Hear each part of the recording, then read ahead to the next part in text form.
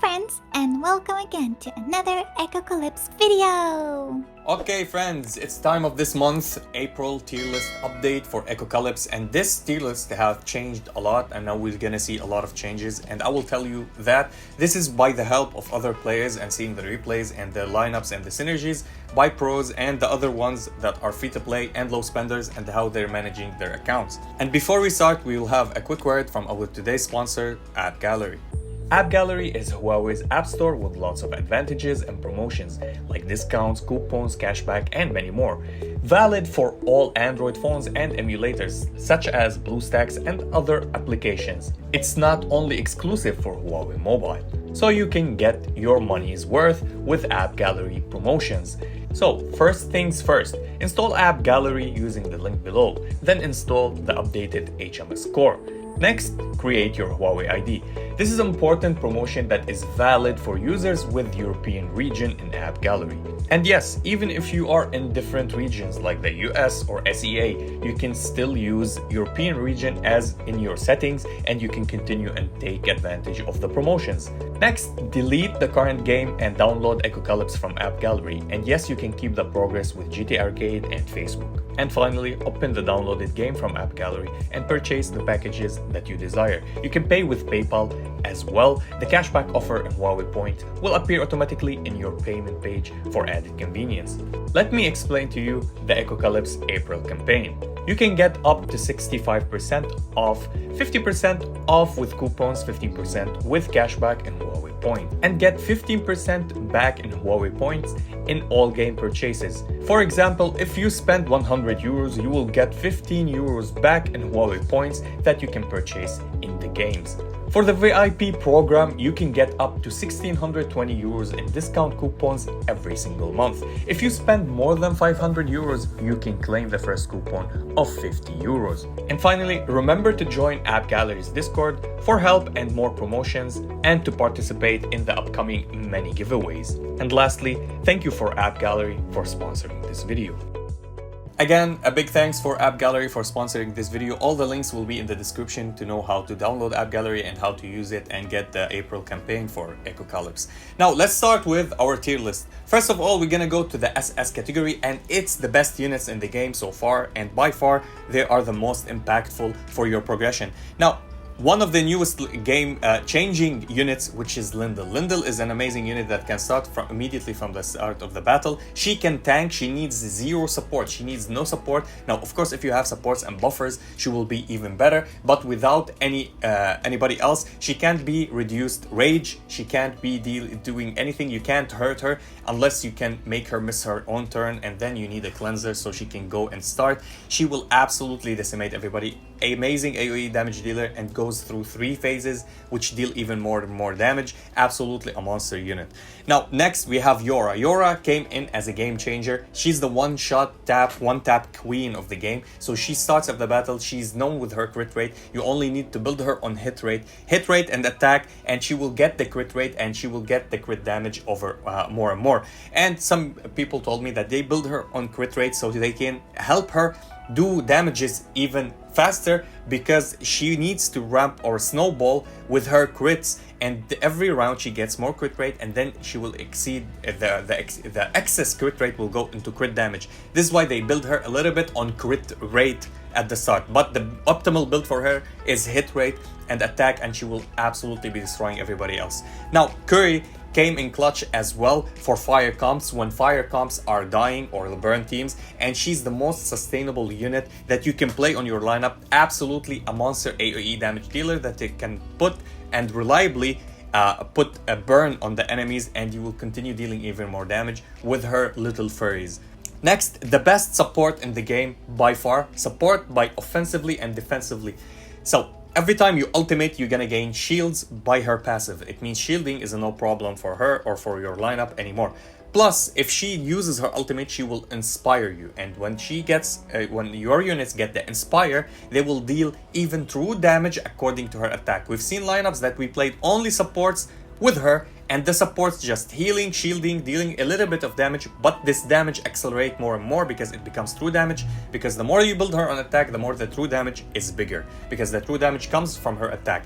But the optimal way to build her is on HP. Why is that? Because if you're playing a good lineup, a good setup with the carries, they start at the start of the battle, deal their ultimate and gain massive shields according to her HP, which is absolutely nice. Now, the best attacking support in the game, the best buffer for only attack in the game right now is Levia. And Levia is absolutely the queen of buffing, because you're gonna deal even more true damage, which is absolutely insane. We've seen teams that playing these 5 and another support, which is absolutely crazy, which is the other support is Jiraiya. Jiraiya will give you shields and she will let you be surviving more and more. Levia is absolutely a monster. Her damage is really great, plus she gives you more crit rate on the lineup for the one next to her, so right, left, in front or backwards. Absolutely a monster unit, plus she will give you rage for the lineups, the other row. So if she's in the front row, she will give rage to randomly units on the back line. If she's in the back line, she's give the front line. Absolutely a monster buffer. Now, Jiraiya is one of the amazing units that come in clutch. You're gonna use her in many stages, especially in Nebulous Nightmare, Shattered Cosmos, etc, etc. She will give you the life survivability, which means if you get one tapped, any unit get one shot, she will gonna revive them with her tails if she has more than 9 tails, or if she has 9 tails on her. I think 3 tails for reviving. She's an absolutely good unit. Her ultimate shields, she gives you the defensive buffs. Plus, if you get her to 7-star, she's gonna regenerate more tails. It means more survivability. Every time you lose HP to below 50%, she gets you to 60% with consuming 1 tail. Absolutely a monster unit. Now, a new unit that dropped into the game, which is Ufurito. I'm putting her at SS not because she's as good as these units. I'm gonna put her, if I wanna be in my normal mind, I'm gonna put her on A tier. But at SS because she's the only best control unit in the game. She's that good and reliable because she doesn't do it only once or twice, 3 times with her passive, with her ultimate, and with triggering the skills on her when she accelerate with her passive again. So she gonna get the enemy lineup to not act for 1 round. And that can spiral with her going more and more into the game. Plus, she deals incredible amount of damage for a control unit. Other control units deal damage, but it's not noticeable. But she on her own, she deals a lot of damage for a control unit, which makes her shine and be more consistent. And she's the best free-to-play option. If you're free to play or a low spender, you don't even need to build her, go more 4 stars for her. You don't even need her weapon. You just get 1 copy of her. She will help you everywhere, especially in Nebulous Nightmare. Now, the only vanilla unit that is consistent throughout the game right now, and she's absolutely an amazing unit, it's just Pan. You can never go wrong building her. She's the only consistent dispeller on your entire roster. She dispels you from control effects, and she dispels you from other debuffs, which is absolutely great. She starts from the start of the battle. She gives the entire lineup crit rate so that you can crit more, so she can buff, and she can be a support for tanking because she can give you all the shields that you want. She gives massive shields at the start of the battle. She starts immediately, hit her ultimate, everybody have shields, happy days. You can go and sustain on your lineup, buff your teammates, plus remove debuffs. Absolutely an amazing unit until now. Now, the best carry in the game that have been from the release of the game until now, which is Aiken. Aiken is still a great unit, a great damage dealer. Even if you didn't build any of these 3, or one of these 3 is missing, you can play Aiken. Aiken is a massive AoE damage dealer. She can do double tap. You need to build her to 3 stars so she can do the double tap. So she ultimate, then she ultimate again, but 50% of the damage that she already does. So this is the good part of her. She starts with full rage. Also, she deals through damage. She increases her crit rate and crit damage. Absolutely a great unit. She dropped off a little bit because using these 3 units on the same lineup will be a better run for you than having an Aiken. So if all of these are maxed, I would prefer to play Aiken on another lineup and play these on the same lineup, or play Aiken with them on the same lineup, but Curry on a different lineup, which only synergizes with Burn. Speaking about Burn, we have Rayon. Rayon is the Burn queen, or the princess now, because the queen is Curry. So she's so consistent. She improved her crit rates. She's a massive AoE damage dealer, hits everybody. She's a great solid unit from the start of the game until now. The thing about her, she's not a free-to-play option. So you need to at least spend $5 in the game so you can obtain her. Other than that, she's a unit that if you're free-to-play, you can play the game without having her. We have no issues. Curie is a better option than her as free-to-play. Now we have the best single target unit, the best one-shot unit, which is Mori. And Mori is now seeing more play because of Lindel. Now Lindel can ultimate, and then Mori ultimate after her. She can trigger Pursuit because Mori ultimate. If she kills somebody with Pursuit, Mori will go and do her Pursuit because somebody is dead. Or if ultimate from Lindel kills somebody, Mori can trigger her Pursuit, kill somebody else, then do her ultimate, kill somebody, and then trigger the Pursuit of Lindel. We've seen a lot of teams playing these two together and absolutely decimating every other single team, just them playing them both together on the same lineup.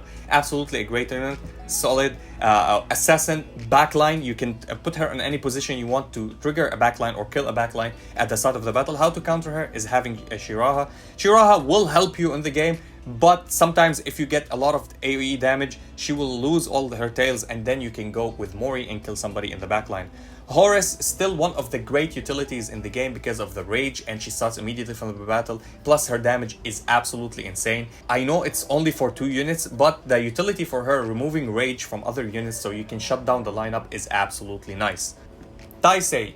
Now, Taisei is an absolutely great unit. She's a great support defensive tank unit. You can play her when she casts her ultimate, or the shadows of the monkeys will be on the floor. She's the monkey queen, and they will take the damage instead of your lineup. You can play her on the second lineup or on your main lineup instead of other supports, and she will be a great sustain unit. Plus, she deals incredible amount of damage. Absolutely a great unit. Even if you have her at 0 star, 1 star, 2 star, 3 star, she will become more optimal. Absolutely crazy unit. Now, Audrey is still from the start of the game until now the best buffer for your team, as in defensive buffs, plus gives you rage to your backline and healing. So she provides healing, rage, and she gives buffs, which is an absolutely great unit to accelerate your lineup. If you have a lineup that you have your backline that needs energy so they can go and deal damage or do their ultimates, you have her as the best one because she will give them 100%. Her percentages are better.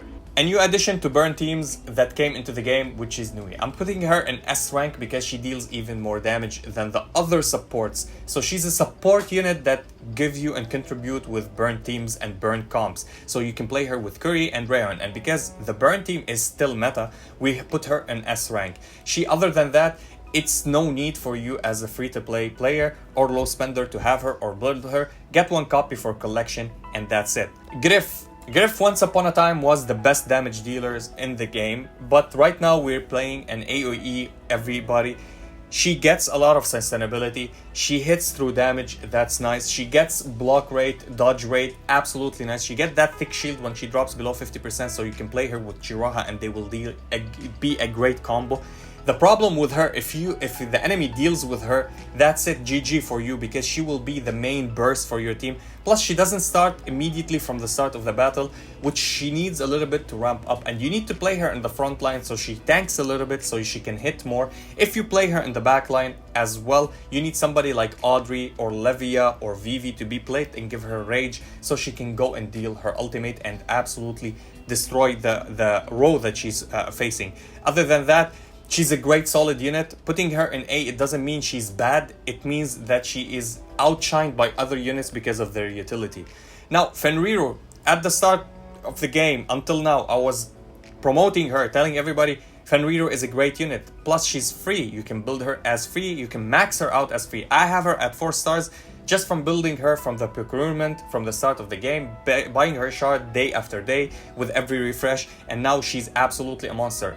Know that you can also refresh for her weapon and buy her weapon from the procurement as well. I have her weapon at 4 stars. I have her at 4 stars. Her weapon enable her to get life steal so she can deal even more damage and sustain even more. Plus, she goes from hitting 3 targets to 4 to 5 to 6, with the game going snowballing further into the game. Absolutely a great unit. She deals even pure damage. Absolutely a great unit. I would prefer playing her instead of playing Griff just because she deals true damage to the enemies and she can hit everybody on the field. Now, Vivi is still one of the best supports in the game. That she gives rage, she gives shields, and she gives you a defensive buff. The problem is that we have a lot of shielders. We have Dorothy, we have Pan, we have Shira. They all give shields, plus they do even more things than you need. Now, we came into the game now to a point that we don't need a lot of rage, because every single unit starts from the battle with rage. So raging meta is a little bit down. And if you want to go and counter rage, other rage team that reduces your rage, you can slap her with Audrey and Vivi and Levia, and your team will be fully in rage, and you will go and she's not a bad unit. She's just lower than the other utilities of the other units. Without Pan, you can't cleanse. Without Dorothy, you don't get these shields and these buffs. Without Shiraha, you can't get the survivability. With her, you can get a little bit of rage and a little bit of shields that will help you sustain. Her damage is not that great. The only thing that we want from her is to get us rage and give us the shields so we can sustain a little bit. Now, for fire teams or burn teams, Winnow is still the best unit to keep you in the line of every turn having burn, because with her passive, every round it starts, she will apply burn on enemies. Even if they cleanse the next round, they're gonna be applied with burn. She's consistent, she deals insane amount of damage. She's a really great unit for burn comms. If you're playing a burn comp like a Curie, Winnow, and Rayon, you can play with them Nui, and you can play Ferentia if you want, or Chiyu, and other than Chiyu, you can play another support or another damage dealer, which is absolutely insane. So Niz is the best free-to-play option for control. Now, we have, of course, Ifurito that came into the game, but you can play still Niz. I use her. Niz is by far the most used unit on my lineup. She's at 1 star. I got her randomly, and I can't progress in some scenarios in Nebulous Nightmare or Shattered Cosmos or something like that without having her, because she will freeze immediately the front line in front of her and one back line unit, and she will allow you to go and deal all of your skills with other units, so you can go and catch up and deal damage and one-shot them and keep your lineup surviving. And it helped me in the Abyssal mode as well. Absolutely a great unit as a freeze, as a control unit. Her damage is okay, it's not that bad. We have Dina. Why Dina is now in the A rank? Dina is a great healer, but it's not her heals that we depend on. First of all, she has the mechanic that she can't be one-shot at the first round if she gets like somebody without bypassing her immunity. So she will be immune when she drops below 40%, and she will stay alive. She will give you defensive buffs plus heal you. Absolutely a great healer if you're playing healing, but we see that healing dropped a little bit by little bit because the burst and one-shot is the meta right now. Now, Wadjet, I would say one of the best control units in the game. The problem with her, she doesn't start immediately. You need so if she starts immediately with her ultimate, she would be here in A rank. But because she doesn't, she dropped a little bit. The great thing about her, she mummify your enemy backline. The thing about her, that when you build her more, she will mummify another one. But the good thing about mummifying is that they hit their own team, which is absolutely nice. You can kill your enemies with their own units, which is an absolutely great idea. Now, the leader, absolutely a good unit. He's in B tier or she's in B tier, because the leader is the unit that you can go to 7-star with. He's my only 7-star, because the game will allow you to get the leader to 7-star. And it's a control unit that will, same as Niz, stun the front line and one in the back line. And many times I go with stunning.